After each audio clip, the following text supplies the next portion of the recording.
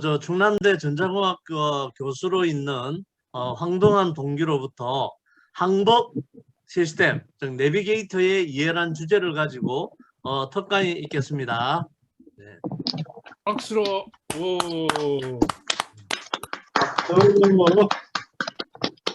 요즘은 뭐 애국가 재창도 없구만. 자, 동환이 얼굴 크게 해야 되는 거 아이가, 동환아. 한번 껐다가 오케이. 소리 안 들리나요? 잘 들려요. 잘 들립니다.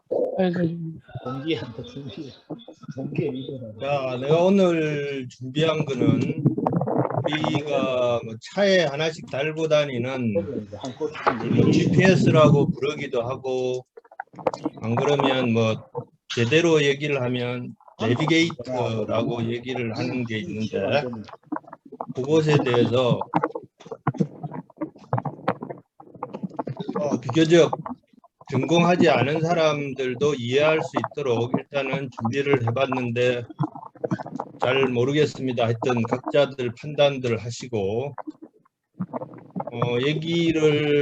말씀을 드릴 순서는 우선 뭐 차량 안급 시스템이 어떻게 구성되어 있는지 간단히 말씀을 드리고요. 그 다음에 이제 그 안에 들어있는, 우리가 사실은 GPS 수신기라는 것이 있는데, 그 GPS 수신기하고 수신기를 포함해서 그 위성 항법 시스템에 대해서 GPS 중심으로 말씀을 드리겠습니다. 그리고 그러면 이제 이 세상에는 GPS밖에 없느냐?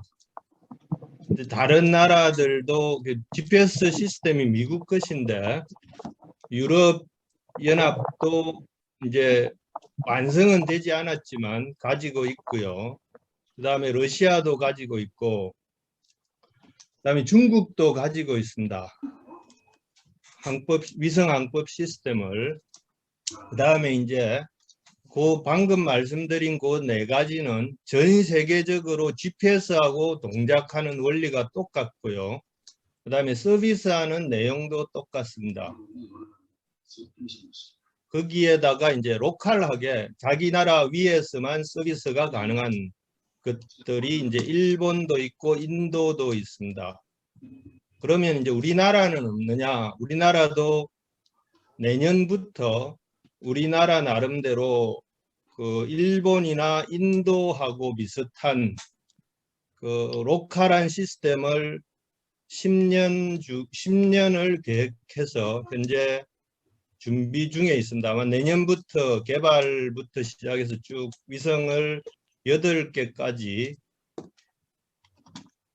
쏘아 올릴 계획에 있습니다. 그래서 그것이 지금 현재 이름은 KPS라고 이름을 붙여서 내년부터 이제 갈 계획인데요. 그것에 대해서 잠깐 소개를 드리겠습니다. 그걸로 오늘 말씀드릴 것들은 이제 마무리를 짓겠습니다. 자, 이게 이제 우리가 흔히들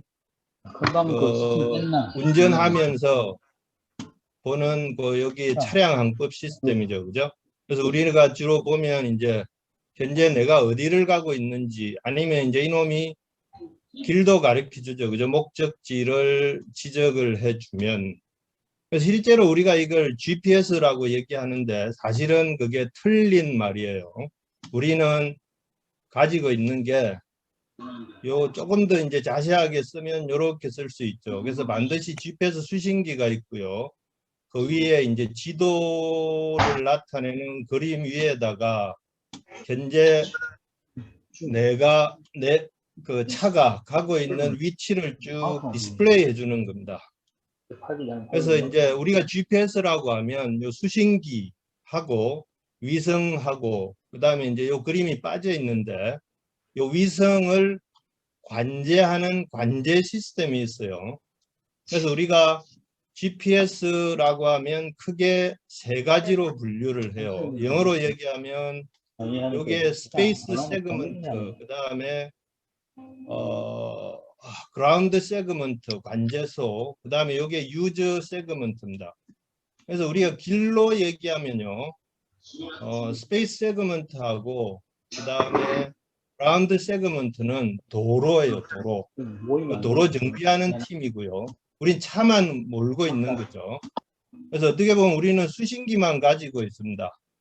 그래서 GPS를 쓴다가 GPS를 라고 지칭을 하면 요 세 개의 세그먼트를 다 얘기하는 것인데 우린 GPS 수신기를 쓰는 것이죠. 자, 뭐 요 정도로 얘기하고요. 그래서 GPS 수신기가 현재 자기 안테나의 위치, 다르게 얘기하면 안테나를 우리가 보통 창밖에다 붙이죠. 그래서 아니면 창문 바로 안쪽에 붙입니다. 그래서 그곳을 그 위치를 이제 계산을 하죠. 그 다음에 시간도 계산을 해줍니다. 그래서 그곳을 위치를 위도 경도를 가지고서 이제 요 지도 위에다가 디스플레이를 해줍니다.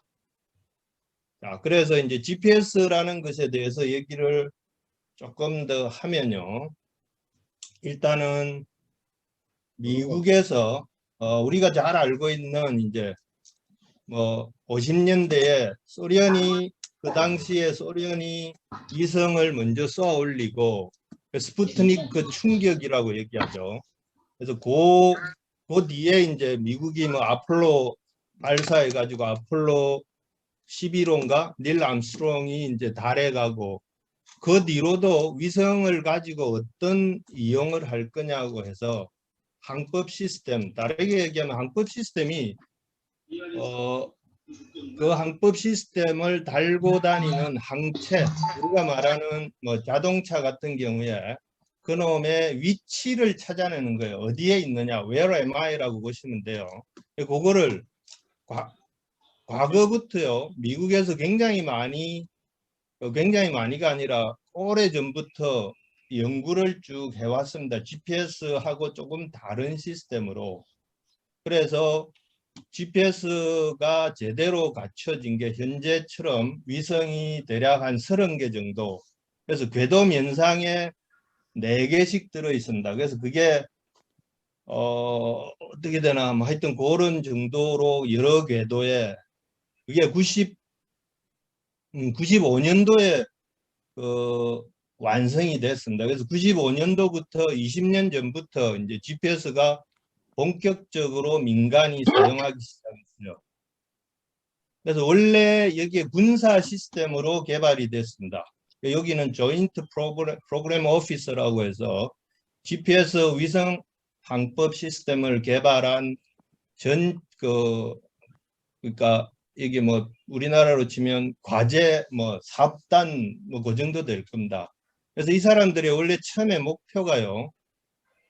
어떤 뭐 몇 메다인지 내가 기억이 안 나는데 어떤 큰 구멍이 있으면 반경 몇 메다, 10m인가 5m인가 되는데 거기에 5개의 포탄을 제대로 떨어뜨리는 게 첫 번째 목적이었고요. 그 다음에 요게 이제 칩셋, 그러니까 안에 수신기를 10,000불짜리 이하로 만들자. 이미 이 목표는 충분히 달성을 했습니다.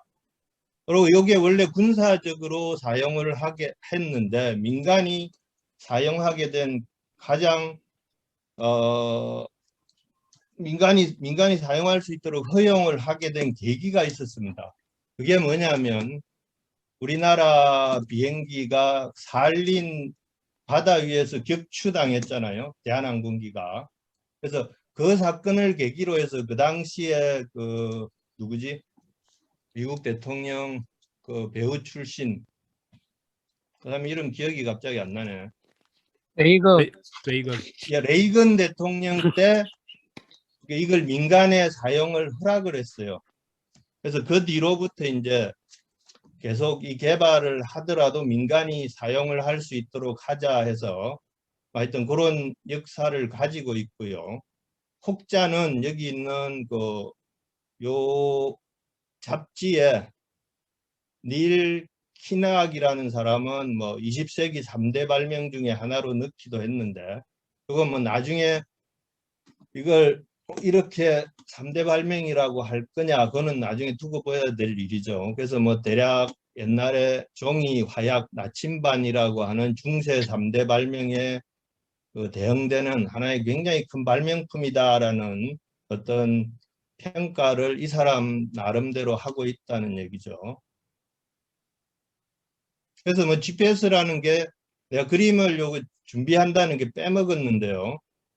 원래 정식 명칭은 네버스타 GPS입니다. 그래서 뭐 여기 약자 요것들을 Navigation Satellite Time and Ranging Global Positioning System의 약자인데요. 우리가 흔히 GPS 얘기를 하고 있습니다. 그리고 이제 요게 뭐죠? 우주 기반이죠, 그죠? Space-based Radio Positioning System, 결국 전파로 위치를 찾는 시스템이다. 그래서 위치라고 하면 이제 위치, 속도, 그다음에 시간도 제공을 하고 있습니다. 그래서 왜 그러면 이러한 개념의 시스템이 있죠. 사실은 예전에도 있었습니다. 우리가 배를 운행한다든지 이런 거 할 때부터. 그래서 그때 또 우리나라에도 로란이나 뭐 이런 것들이 처음에 그 공항 근처에도 있죠. 그 타칸이라든지 그 다음에 DM이라든지 이런 그 위치를 전파로 재는 GPS의 원리하고 똑같은 항법 시스템이 있었는데요. 그것은 이제 우리가 물리적으로 있죠. 좀 어려운 얘기일 수는 있는데 주파수가 높으면 어떤 파가요. 주파수가 높으면 직진성은 있는데 쉽게 장애물에 막힙니다. 그래서 주파수가 낮으면 파장이 굉장히 길다는 걸 우리가 알고 있고요. 보통 우리가 전파의 속도가 빛의 속도와 같으니까 C 이퀄 람다 F 이렇게 해서 보면 주파수가 높으면 파장이 짧아지고 파장이 길면 주파수가 낮아지고 이렇게 되니까 파장이 짧다는 얘기는 그 파장을 기반으로 어떤 뭐 거리를 잴 때 거리의 이제 레졸루션이 굉장히 높일 수가 있습니다. 그러니까 정밀하게 잴 수가 있다는 얘기죠. 그런데 이제 지상에서 팔을 쏘아서 쓰면 그놈이 이제 잘 막히니까 그것을 하늘로 올린 게 GPS, 위성 항법 시스템 GPS라고 보시면 돼요. 그리고 이제 위성에 올렸으니까 주파수를 충분히 높일 수 있으니까 이거는 주파수 대략 한 1.5GHz 정도 쓰고 있습니다. 과거에 이제 땅 위에서 쓰던 것들은 kHz도 아니니까 장애물에 부딪히지는 않는데 많이 정밀도도 떨어지고요. 그 다음에 멀리 갈 수가 없습니다. 그래서 뭐 하여튼 GPS 위성으로 쏘아 올림에 따라서 전 지구적으로 서비스가 가능하고요. 그 다음에 날씨에 관계없이 뭐 그런 얘기고 다른 얘기들은 뭐 조금 어려운 얘기네 그냥 넘어가겠습니다. 대략 GPS가 그런 것이고요. 여기 뭐 원리를 설명을 하겠는데 내 위치 어떻게 찾아내느냐. 사실은 내 위치를 찾아내는 방법은요 그렇게 어렵지는 않습니다. 우리가 중학교 때 배운 피타고라스 원리만 이해하면은 쉽게 알 수 있습니다. 지구 중심에다가 원점을 잡고요. 그 다음에 X축, 그러면 이제 Z축은 지구 중심에서 북극쪽으로 Z축 잡을 수 있고요. 그 다음에 이제 X축은 대략 어디로 잡느냐 하면 그리니치 천문대 경도가 영인 쪽으로 그 적도 평면에서 잡으면 X축 하나 잡을 수 있죠. 그러면 나머지 Y축은 이제 오른손 법칙에 의해서 잡으면 되는데 대략 어떻게 되나 동경 90도쯤 될 겁니다. 동경 90도일 겁니다. 그래서 그 동경 90도로 잡으면 이제 XYZ축 세 축을 우리가 정할 수가 있죠. 그러면 이제 내 위치는 뭐 지구 표면상에 있으니까 거리는 거의 같겠지만 원점으로부터 내가 원하는 나의 위치를 찾는다는 것은 여기 XYZ 변수 새기면 되죠. 그러면 위성하고 내하고 거리를 재는 겁니다. 어떻게 재느냐? 위성의 위치는 내가 알 수가 있어요. 그럼 어떤 위성의 위치를 알고 있고 내 위치만 몰라요. 그러면 이제 피타고라스 정리 쓰면 이놈의 위치를 내가 알고 있으니까 요 지구 중심을 원점으로 잡았을 때 요 그림만 재면 이퀘이션 하나 성립하죠. 그죠? 루트 x 마이너스 x1 여기 요놈의 위치를 x1, x2, x1, y1, z1 하면 루트 x 마이너스 x1의 제곱 더하기 뭐 쭉 피타고라스 정리 쓰면 이꼴 요 그리된 것 r이 되겠죠. 그죠? 이 그리는 어떻게 되냐면요. 위성에서 팔을 보내면 요 내 수신기에 도달할 때까지의 시간을 재요. 그러면 그 시간에다가 빛의 속도 곱하면 요 거리가 나옵니다. 그러면 이제 자 위성 하나에서 내 나까지 거리 쟀으니까 이퀘이션 하나 성립합니다. 우리가 찾아내야 될 변수는 나의 좌표 값이에요. x, y, z에 해당되는 것. 그러면 이제 위성 3개만 잡으면 이퀘이션 3개, 변수 3개 풀 수 있죠. 그죠? 답이 나오죠. 그 원리예요. 자, 그래서 방금 제가 말씀드린 게 그 얘기를 말씀을 드리는 겁니다. 그래서 뭐 토목공학 하는 사람들은 이걸 삼각 측량법이다 뭐 이런 얘기도 하는데요. 방금 제가 말씀드린 그 얘기예요. 그래서 보통 우리가 위성으로부터 내 거리 알고 있으면 나의 위치는 요 위성을 중심으로 한 반경이 r인 구 표면상에 있겠죠. 그죠? 그 다음에 나머지 위성 하나로부터 또 구를 그리면 그 구 2개가 마주치는 공통되는 원상에 내가 존재하는 것이고요. 나머지 하나 더 또 풀면 뭐 요 구 원상보다도 이제 점이 나옵니다. 그 점 사실은 2개가 나오는데 2개 중에 어떤 걸 택하냐는 것은 내가 지구상에 있으니까 그 지구 반대편에 있는 걸 제외하면 돼요. 그래서 방금 제가 말씀드린 게 이제 그 원리고요. 그래서 우리 보통 그런 식으로 따지면 내 위치를 계산하기 위해서 내 수신기가 위성을 몇 개를 잡아야 되느냐 하면 3개를 잡으면 돼요. 그런데 내가 시간을 잰다 그랬잖아요. 그죠?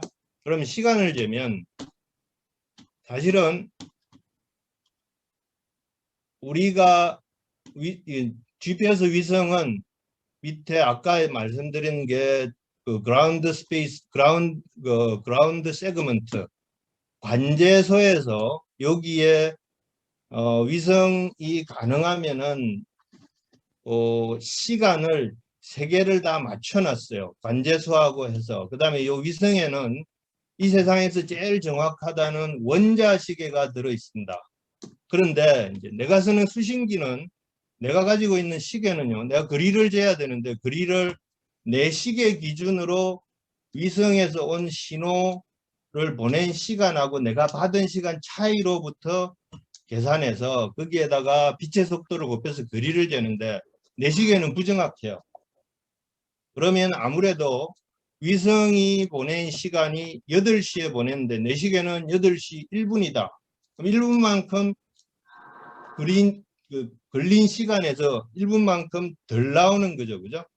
그래서 그 놈을 해결하기 위해서 위성을 하나 더 잡습니다. 사실은. 그래서 위성 하나 더 잡고 그 다음에 시계 오차라고 우리가 표현하는데 위성에 있는 원자시계하고 내가 가지고 있는 수신기에 있는 싸구려 시계하고 그 시간의 차이 변수를 하나 둬서 그러면 이제 이퀘이션 다시 쓸 수가 있어요. 아까 말씀드린 피타고라스 정리 써서 XYZ 말고 시각 우리가 오차라고 하는데 시각 바이어스라고 부르는데요.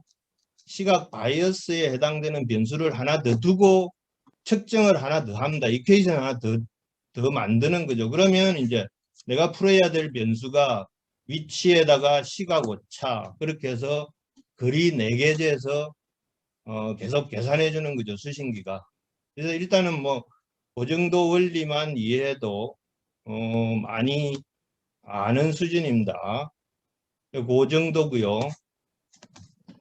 그러면 이제 이런 GPS가 어디에 쓰이느냐? 이제 뭐 여러 가지에 쓰입니다. 일단 뭐 방금 말씀드린 것처럼 그 지상의 이동체, 그다음에 배도 쓰입니다. 배. 내 위치가 필요한 곳에는 다 쓰입니다. 항공기에도 쓰이고요. 그다음에 그건 개인 항법이죠, 그죠? 뭐 그런 데 쓰이고요. 그다음에 특히 이제 측지 측량하는 데 많이 써요.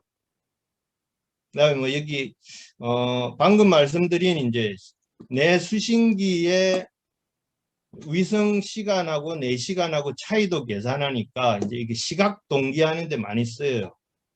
시각 동기를 어디에다 쓰느냐? 뭐 우리가 전자상거래 하는데 시간 차이가 나면 이제 서로 못 믿으니까 그런 것들 조절하는 데도 쓰이고요. 그다음에 그래서 우리가 쓰는 뭐죠? 휴대폰 있죠. 휴대폰도 GPS 수신기를 기지국이 다 가지고 있습니다. 그래서 그 기지국에서 시간을 다 맞춰요. 그래서 내가 보기에 이 세상에서 제일 정확한 시계가 사실은 롤렉스가 아니고요. 내 휴대폰에 나오는 시간입니다.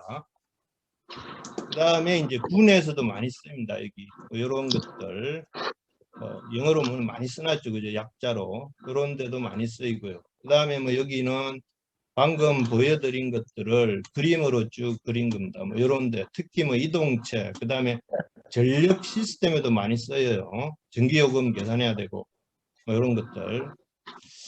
자, 뭐 그런 정도고요.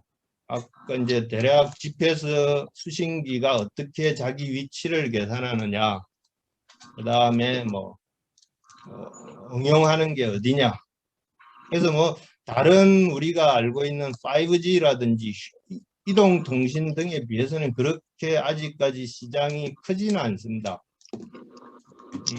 그리고 이제 뭐 방금 제가 말씀드린 대로 미국에서 이제 GPS 위성항법 시스템을 95년도부터 운용하고 있는데 현재 위성이 대략 31개 되고요. 그 다음에 러시아에서는 글로나스라는 시스템을 이제 그 러시아 거는 있죠.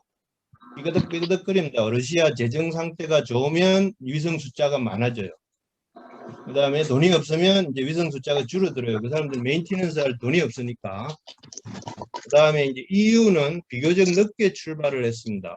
갈릴레오라는 위성항법 시스템을 현재까지는 13개를 올렸습니다. 그래서 아직도 개발을 하고 있어요. 아직 완성되지 않았습니다. 그래서 EU에서도 갈릴레오가 아직 완성되지 않고 그냥 계속 개발 중에 있습니다. 초기 개발 단계고요.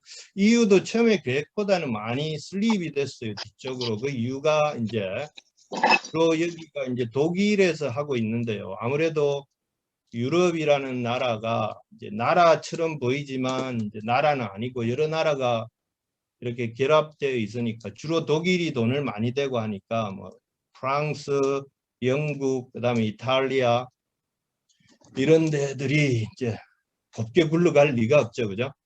그래서 뭐 그런 내부적인 여러 가지 문제가 있고요. 그다음에 중국은 이제 공산주의 국가니까 일사천리로 진행을 하고 있어요. 그래서 시작은 유럽보다 늦었는데 작년인가 재작년에 풀 시스템을 완성을 했어요. 그래서 일단은 중국 제품들은 여기 우리가 북두 칠성할 때 그 북두가 이름 중국 발음으로 하면 베이두예요. 베이두 뭐 이렇게 얘기하는데 중국에서는 초기에는 그 우리나라처럼 로컬 시스템부터 먼저 운영을 했다가 작년인가 재작년은 아니구나. 한 4, 5년 전에 베이두라는 시스템을 완성을 했어요. 그래서 GPS만큼 중국 시스템도 이제 잘 돌아가고 있습니다. 그래서 중국 제품은 위치가 필요한 것들은 다 베이두하고 같이 돌아가게 만들어야 돼요. 그러니까 결국에는 중국 시장은 중국 사람들이 장악할 수밖에 없죠. 자기네들 위성항법 시스템 갖고 있으니까. 아까 얘기했던 일본은 이제 QGSS라고 해서 일본은 이제 GPS 시스템에다가 조금 더 보완해서 시내에서 빌딩 같은 데서 막히는 GPS 신호 대신에 이제 하늘 위에 일본 하늘 위에 이제 이런 놈을 띄워서 원래 이제 위성 5개 하려고 했는데 하나밖에 현재 운영을 못 하고 있어요. 그다음에 인도도 뭐 대략 한 7개 정도. 해서 이제 운용을 하고 있습니다. 그래서 대략 이런 정도고요. 우리나라는 이제 시작을 하고 있습니다. 그래서 요게 지난달인가 우리나라 정부 예산이 통과했다고 해요. 그래서 대략 여기에 우리나라는 전체 파이널로 보면 위성이 몇 개인가 하나 둘 셋 8개 되는 시스템을 운영을 할 예정이고요. 거기에다가 이제 여러 가지 지상 관제소 외국에도 두고요. 그 다음에 이제 외국 위성 항법 시스템하고 연계도 시키고 한 그러한 시스템을 개발을 시작을 하려고 하고 있습니다. 그래서 개발 기간은 대략 아까 내가 10년이라 그랬는데 여기 13년 정도로 잡아서 예산이 3조입니다. 그래서 여기에서 대상으로 하는 거는 위성 8개, 그 다음에 지상 관제소, 사용자 시스템은 이제 우리가 수신기 개발하면 되는 거죠. 그죠? 그리고 이제 목적은 한반도하고 부속도서에 초정밀 위성항법 서비스를 제공하겠다는 겁니다. 그래서 원래 사실은 이게 그냥 하늘에서 뚝 떨어진 건 아니고요. 2018년도 2월에 이런 것들을 입안을 했습니다. 우리나라 정부에서 이런 기본 계획을 과기부에서 마련해 가지고 현재까지 계속 이 관련되는 연구소나 회사들 혹은 학교 선생님들은 계속 이거 해달라 계속 요구를 하다가 지난번에 이제 결론이 났고요. 그 다음에 이제 마침 지난번에 문 대통령이 미국 갔어도 이제 우리나라 사실은 이게 군사 시스템하고도 관련이 있으니까 미국하고 굉장히 미묘한 그런 관계를 형성할 수가 있는데 그런 것들을 지난번 정상회담에서 어느 정도 해결을 했다고 합니다. 그래서 이제 본격적으로 2020년도부터 가는데 이제 5년 뒤에 1호기 발사하고 34년도에 시범 서비스하고 아까 33년도에 완성되면 34년도에 시범 서비스하고 35년도에 배치 완료하겠다는 그런 계획으로 가고 있습니다. 그래서 뭐 우리나라 위성항법 시스템 하면 이게 뭐 소위 말하는 4차 산업혁명에서 필수 기반 인프라가 확보가 된다고 보고 있고요. 그 다음에 뭐 우주 분야나 민간 우주 산업의 활성화에 기여할 것이다. 뭐 이런 정도고요. 오늘 제가 준비한 건 이런 정도입니다. 그래서 뭐 결론으로 대략 제가 말씀을 다시 드리면 차량 항법 시스템을 어떤 원리로 이제 동작하는지 그런 걸 중심으로 해서 GPS 관련된 얘기들 소개를 드렸고요. 그 다음에 이제 뭐 전 세계도 다른 것들도 많이 있고, 그 다음에 우리나라에서도 이러한 것들을 이제 인프라로 구축하려고 한다라고 보시면 됩니다. 네, 오늘 제가 준비한 거 이것이고요. 질문이 있으면 질문하시기 바랍니다. 제가 먼저 하겠습니다. 예. 아, 진짜 너무 재밌게 잘 들었고 우리 동기들의 이 강의가 진짜 계속해서 참 우리 생활에 도움이 많이 됐으면 좋겠다 이 생각이 진짜 많이 듭니다. 자, 질문 제가 궁금한 것은 그럼 지금 우리가 지금 이 차량 이 시스템이나 이런 모든 GPS를 갖다가 미국 걸 씁니까? 이게 빌려 쓰고 있다 이렇게 이해하면 되는 것이죠? 빌려 쓴다. 미국에서 위성을 띄우면 네. 그것에 대해서 이제 공짜로 쓰는 거죠. 공짜로. 근데 그거를 공짜로. 그 신호에 대해서 어떤 막을 방법은 없거든요. 지금 현재로는 신호가 종류가 2개가 있어요. 하나는 이제 공짜로 쓸 수 있는 신호가 있고 또 하나는 군용 신호가 있어요. 근데 그 군용 신호인 경우에는 거기에다 뭘 걸어넣냐면 우리가 지금 내가 말씀드린 거는 CA 코드라는 민간인이 쓸 수 있는 코드가 들어있는 신호고요. 뭐 이제 그건 이제 얘기 자세하게 하면 이제 복잡해지는데, 또 하나는 군용 신호라고 해서 P 코드라는 신호가 있어요. 위는 미국 사람들이 그 암호를 걸어놨어요. 그거는 신호 위성에서 신호 받아봤자 아무런 해석을 할 수가 없어요. 그래서 그것에 대해서는 미국에서 그 암호를 해독할 수 있는 그 칩셋을 팔아요. 그럼 그 칩셋을 사다 가지고 써야 되거든요. 이제 그게 이제 군용 시스템인 경우에 그런데 우리나라 군에서도 어떤 걸 개발하려면 그거를 사다 써야 돼요. 그러면 그 사다 쓰는 것도 사실은 쉽지 않고요. 만약에 사다 쓴다는 얘기는 유료로 돈을 내고 신호를 쓰는 거하고 똑같은 이야기죠. 그래서 그런 방법으로 유료로 하게 하고요. 지금 현재 GPS 신호들은 다 어떻게 보면 이제 공짜로 쓴다고 볼 수도 있고요. 그걸 막을 방법은 아까 같은 그런 방법을 쓰지 않고서는 막을 방법은 없습니다. 계속 이어서 궁금한 것이, 우리나라에 이제 위성을 자체적으로 띄워 올려서 한다고 하면은 이제 우리가 뭐 4차 산업혁명의 자율주행이라든지 뭐 다른 걸 준비하기 위해서 우리 걸 다시 꼭 만들어야 된다 이렇게 이해하면 됩니다. 도서 지역에 일단은 잠깐만요. 일단은 가만히 있어라. 이게 우리 거를 가지는 의의를 생각해 보면요.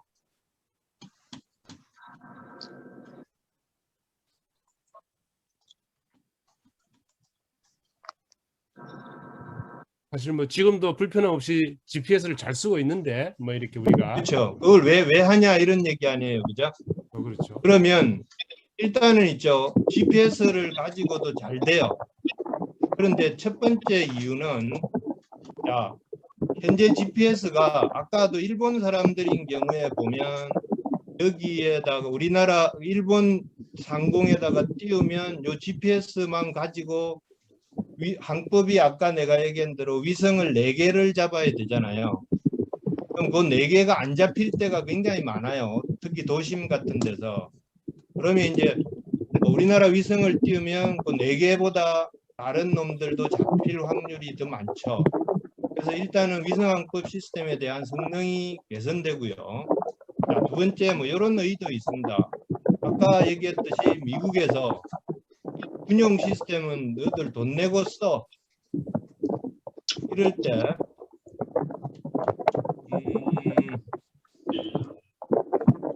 내지는 미국의 위성항법 시스템이 망가졌다. 그러면 이제 우린 대책이 없잖아요. 우리가 가지고 있는 위성항법 시스템을 이용하는 전력 시스템이나 혹은 뭐 아까 말씀드렸다시피 기지국들, 이동통신들 다 스톱됩니다. 은행, 뭐 시각을 필요로 하는 그건 다 스톱되거든요. 그런 경우에 대한 대비도 될 수 있고요. 그 다음에 또 두 번째는 이제 우리나라에서 무기 체계를 개발한다든지 그러면 우리가 방법 시스템을 뭐 아까 말씀하신 그 자율주행 시스템을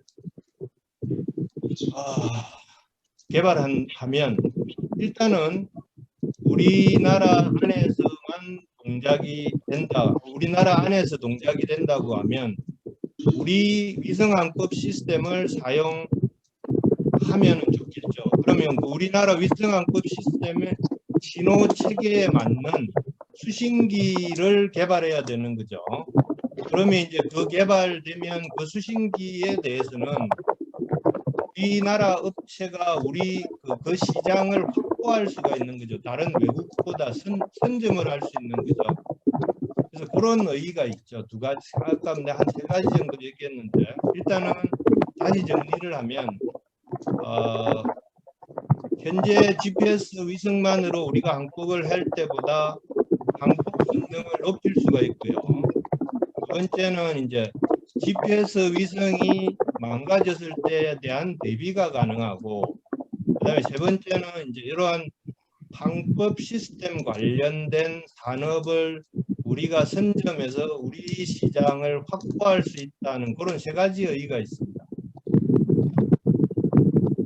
다른 답변이 친구들 질문 됐나요? 하고 싶습니다. 제가 질문 하나 하겠습니다. 그런데 우리나라는 이제 한반도 내에서 남한만 그렇게 예. 개발을 해서 남한만 다 커버를 하는 건가요? 아니면 그게 이제 나중에 북한하고 같이 연계가 되는 건지. 네. 지금 현재는 요거를 가지고요. 동아시아 지역이 다 신호 수신만 가능하면 되거든요. 이 위성들이. 그래서 동아시아 지역, 일본, 중국, 우리나라 그러면 당연히 북한 쪽도 포함은 되고요. 그 신호 수신은 다 가능합니다. 현재 지금 제가 보여드린 한국형 위성항법이라는 것이 커버하는 영역은 동아시아 지역 대부분을 커버한다고 보시면 돼요. 그러면 아까 이어서 우리 그럼 중국에서 쏘아 올린 것, 일본에서 쏘아 올린 것도 우리가 또 역시 사용도 지금 하고 있습니까? 가능합니까? 중국에서 쏘아 올린 거는 가능해요. 지금 이제 신호 받아서 학생들이 신호 받아서 실험 결과 보여주고 그러거든요.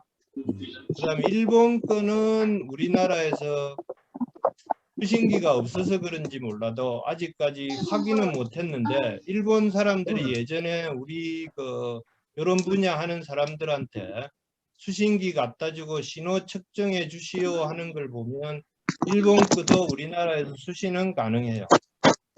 이제 수신기가 거기에 맞는 수신기를 이제 예. 있어야 그게 수신이 되는군요. 거기에 그렇죠. 맞게. 이게 사실은 있죠. 수신기 형태가 통신 시스템이거든요. 우리가 통신 시스템 보면 이제 방금 말씀하신 게 맞는 얘기고요. 수신기가 있어야 가능하다는 얘기고 거기에 조금 더 제가 보충을 해서 말씀을 드리면 우리가 휴대폰 하면 기지국하고 내하고 CDMA 방식으로 주고받고 하잖아요. 신호를. 네. 그래서 이거는 반쪽이라고 보시면 돼요. 통신인데 반쪽 통신이고 거기에다가 일반적으로 메시지만 주고 받아들이는 게 아니고 거리를 위한 신호를 받아서 거리까지 계산해 준다 이렇게 보시면 돼요.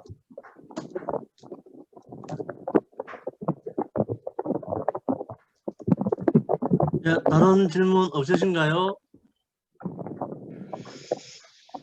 내가 하나 질문하겠습니다. 그러면 아까 이제 이야기한 게 미국에서 그런 이제 이런 그런 추적 시스템 우리가 이제 미국이 만약에 뭐 셧다운이 됐다 그러면 우리나라 이제 모든 GPS라든지 뭐 통신회사들 모든 거 다 이제 같이 이제 다 같이 셧다운된다고 했는데. 예. 그게 이제 미국과 우리나라와의 어떤 단독 무슨 뭐 협정에 의해서 그런 건지 만약에 그런 사태를 대비해서 그러면 뭐 다른 뭐 유럽이라든지 다른 나라하고는 뭔가 그런 협정을 맺은 게 없는지 이게 그냥 지금 아무나 뭐 미국 신호 있는 거를 아무나 그냥 받으면 되는 건지 아니면 협정을 서로 해서 받는 건지 그게 궁금해요. 이게 있죠. 신호가 처음에 잘 보시면 그러니까 GPS 신호인 경우에 제가 말씀드린 게 두 가지로 나눈다 그랬잖아요. 민간에서 그냥 받아서 무상으로 쓸 수 있는 것. 그다음에 군에서 쓸 수 있는 것. 주연아, 잡음이 엄청 많네. 주연이 잡음이 뭐고? 바람 소리가. 유주연.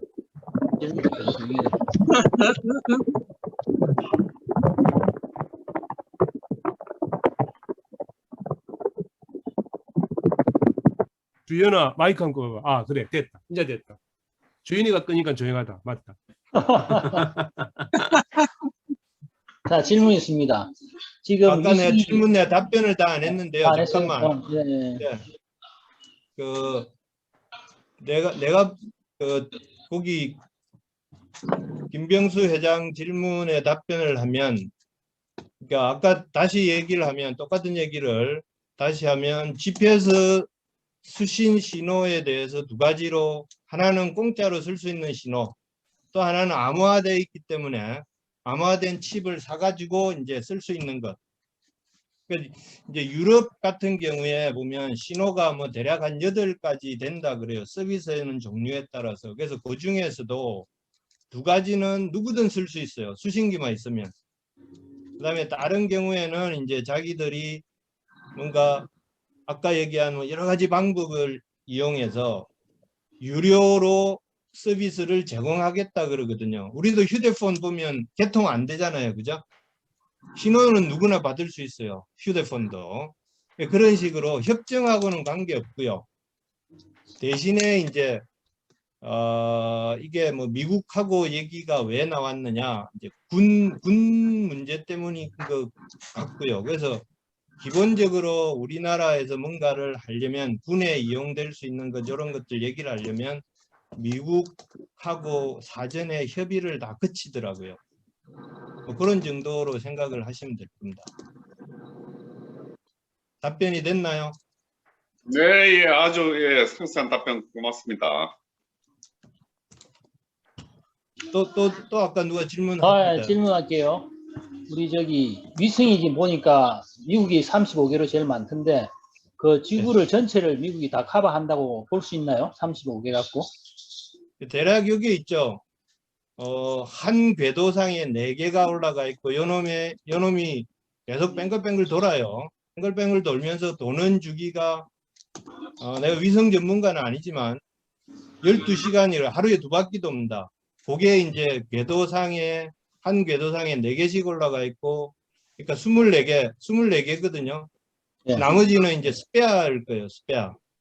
그래서 24개 6면상에 24개가 계속 도는 왜 24개를 6면상에 쏘아 올렸느냐. 지구상의 어느 국가에서나 어느 위치에서나 위성을 볼 수 있는 위성의 개수가 8개에서 12개까지 되도록 설계된 거예요. 그래서 다른 것들도 결국에는 20몇 개로 가야 돼요. 그러니까 아까 보여드린 그 소련, 그 러시아 거라든지, 그 다음에 중국 거라든지, 그 다음에 중국은 내가 아까 자료를 잘못 가져온 것 같은데 실제로 옛날 자료예요, 그게. 근데 완성된 거는 아마 20몇 개일 거예요. 내 기억이 잘 안 나는데. 그 다음에 뭐 유럽 거, 중국 거 다 마찬가지입니다. 그래서 현재 제대로 돌아가는 거는 GPS밖에 없다고 보시면 되고요. 그게 아까도 얘기했듯이 어디서나 8개에서 12개, 아까 4개 이상이 돼야 자기 위치 계산이 가능하다 그랬잖아요. 그래서 그게 그런 게 되도록 시스템을 설계한 겁니다. 위성 궤도들을. 예, 예. 그게 만약에 지금 정지 궤도에 있는 거는 우리나라 저 지구가 자전하면 같이 움직이잖아요, 그죠? 예, 예. 이게 정지 궤도 말고 지금 현재 위성, 그러니까 미국에서 30몇 개라고 하는 건 정지 궤도는 하나도 없고요. 네. 그 MEO입니다. MEO. 그러니까 뭐라고 하지? M이 그 미디엄 막 하여튼 그 중궤도 위성입니다. 중궤도 위성이 같이 돈다는 거죠. 따라서 도는 예, 거. 그 같이 돈다기보다 지 나름대로 도는 거예요. 그렇죠. 12시간마다 우리나라에서 8개 쏘는 건 어떻게 되는 거예요, 그러면? 우리나라 정지궤도 8개 쏘는 거는 정지궤도 아까 보여드린 게 정지궤도 2개에다가요. 그다음에 중궤도 위성 3개. 그다음에 또 인클리네이션이라 해서 뭐 하여튼 찌그러진 뭐 타원 궤도에서 그 3개 해서 8개, 3개, 2개 해서 전 세계를 커버할 생각이 없으니까 일단 8개로 올렸습니다. 그래서 정지 궤도도 2개 있고요. 한 3가지의 위성이 올라갈 예정입니다. 그러면 그 받는 수신도 지금 우리 아까 말씀하신 핸드폰 같은 경우 CDMA 방식에서 거의 3개가 동시에 저기 주고받고 하는 거잖아요, 그죠? 핸드폰은 거의 아무 핸드폰 갖고 통화는 다 가능한 거 아니에요, 핸드폰에서? 예, 예. 그럼 위성은 그렇게 호환이 안 돼요? 위성하고 일단은 신호, 그러니까 거기에 나오는 신호의 주파수 다르고요. 내가 알기로는 CDMA가 뭐 0.9기가쯤 될 거예요. 근데 여기서는 1.5기가 근방에서 왔다 갔다 하고요. 그 다음에 안에 보내주는 메시지를 먼저 받아야 되거든요. 그 메시지 속에 뭐가 들어있냐면 위성의 위치를 계산할 수 있는 여러 가지 파라미터들이 다 들어있거든요.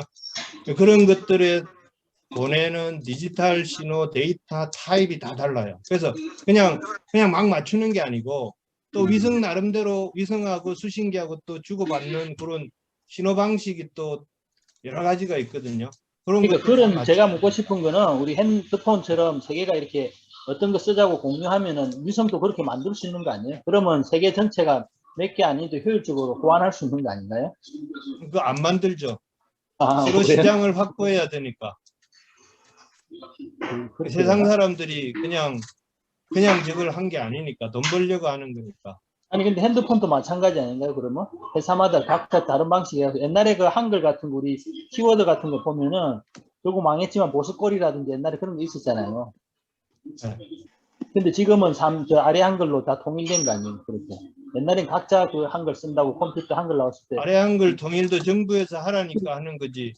만약에 아니, 근데 마음대로 하여튼. 쓰라 그러면 가장 좋은 거 쓰잖아요. 그러고 이 뭐죠? 우리 워드도 쓰고 뭐 여러 가지 쓰고 있으니까 MS 워드하고 그게 따라 지금, 다른 거죠. 다른 수 있는데 예. 하여튼 그러니까 표준화를 해서 뭔가 하면 그렇죠. 사용자 입장에서 싸게 쓸 수 있고 한데 음, 그걸로 뭔가 이익을 내고 그 개발한 개발비를 뽑겠다는 입장에서는 또 나름대로 회사 고유의 뭔가를 쓰겠다는 얘기고요. 그래서 표준화 시켜놓고 그 다음에 이제 우리가 먼저 표준화 선점하고 우리 시장을 우리가 먼저 갖고 가서 제품 다 만들어 놓으면 후발 업체들 와서 이제 하면 그 사람들 대부분 이제 재미 못 보는 거죠. 그거하고 똑같은 원리죠. 어떻게 보면. 비슷한 질문인데 아까 방금 이어서 그럼 우리가 이 한반도 상공에 24시간 실시간 이 순간에 적어도 4개는 이 위성이 지나가야 되는 거 맞죠? 지나가거나 근데 이제 GPS 위성이 있으니까요. 그렇죠. 자, 첫째 두 가지입니다. 아까도 얘기했듯이 GPS 위성이 있으니까 GPS 위성도 4개가 보이죠. 근데 어떤 경우에는 건물에 가려서 안 보일 때도 있죠. 그죠? 그때 이거하고 같이 쓰면은 퀄리티도 좋아질 거고 아니면 GPS 위성이 망가져도 4개 확보되게 뭐 그렇게 설계는 해놓을 거라고요. 그러니까 이제 이 위성에서 신호 받다가 저쪽 또 다른 걸 받아야 되고 이게 이제 위성 속도가 아주 빠르긴 하겠지만은 어쨌든 네. 이쪽에서 받다가 저쪽에서 받는 거 그 실시간 바뀌는 것도 약간 네, 그런 것도 통신하는 사람들이 다 해결해 놨습니다. 예. 그게 뭐 채널 어쩌고 저쩌고 얘기하는데 그런 것들도 다 이렇게 뭔가 스위칭 되는 거 이런 것들 다 통신하는 사람들이 다 해결해 놨어요. 스위칭이 자연스럽게 잘 돼야 신호가 안 끊어지고 예, 자연스레 잘 됩니다. 내가 제품끼리 보기에. 잘 된, 같은 회사 제품끼리는 잘 된다는 소리죠. 기가 막히게 해놨네. 근데 아까 물어본 그 정지 궤도를 하려면은 기술적으로 네. 어렵습니까? 정지 궤도가? 지금 저게 있죠. 자, 두 가지 뭐 여러 가지가 있는데 위성을 쏘아 올리잖아요. 그죠? 그럼 위성 쏘아 올리는 게 쉬우냐? 그 다음에 두 번째는 위성을 쏘아 올렸는데 그 위성에서 신호를 받아서 위치에 대한 어떤 퀄리티가 또 어떤 놈이 좋으냐? 어떤 놈은 위성 올라가는 건 쉬운데 그럼 경비가 적게 들 거 아니에요. 근데 그 신호를 받아서 수신 퀄리티를 보면 엉망이다. 그러면 이제 어느 게 더 중요하냐? 왔다 갔다 하는 거죠. 어디에다가 중점을 둘 것이냐. 그러니까 우리가 도로를 까는데 길을 정말 잘 닦아 놓을 거냐. 안 그럼 자동차를 잘 만들 거냐. 뭐 그런 차이겠죠. 잠깐만. 정지 궤도를 만들려면 지구 속도하고 똑같이 돌아가도록 만들어야 되는 거 아닙니까? 어떻습니까? 그렇죠. 그러니까 우리 항상 거기 내 눈에 보이는 게 정지한 것처럼 내가 착각하게 해줘야죠. 지구 자전 속도하고 똑같아야죠. 그러니까 그게 이제 기술적으로 어렵다 쉽다 그렇게 말할 수 없는 건가요? 이렇게 회전궤도. 근데 위성을 하는 사람이 아니라서 잘 모르겠는데 알겠습니다. 일단은 정지 궤도 위성을 쓰면 그러니까 미국 애들이 왜 MEO를 썼느냐, 그게 퀄리티가 제일 좋아서 그렇다고들 얘기하거든요. 그래서 정지 궤도나 뭐 아까 얘기했던 뭐 중국 애들이 했던 많이 이렇게 된 뭐 타원 궤도 이런 것들은 있죠. 위치를 뽑아내면 그렇게 좋지 않아 보이더라고요. 아이고. 제가 잘 모르는 거 자꾸 물어보면 내 답을 못하는데. 그 다음에 이어서 나한테 주워 들은 얘기를 해줄 수밖에 없는데. 그래도 도움이 많이 됐습니다. 오코나미와 와야 또 이건 또 이 분야는 또 좀 더 잘 알란가 싶습니다. 마미도 잘 모른다. 마미도. 나 오픈하면 잘 몰라. 어쨌든 진짜 나 이거 너무 재밌게 들었어요. 진짜. 예, 뭐 다른 질문 사항 없습니까? 예, 질문 사항 없으면 참 이 특강 해준다고 수고해 주신 우리 황동환 동기한테 다들 뜨거운 박수 부탁합니다. 예, 별로 재미없이 강의했는데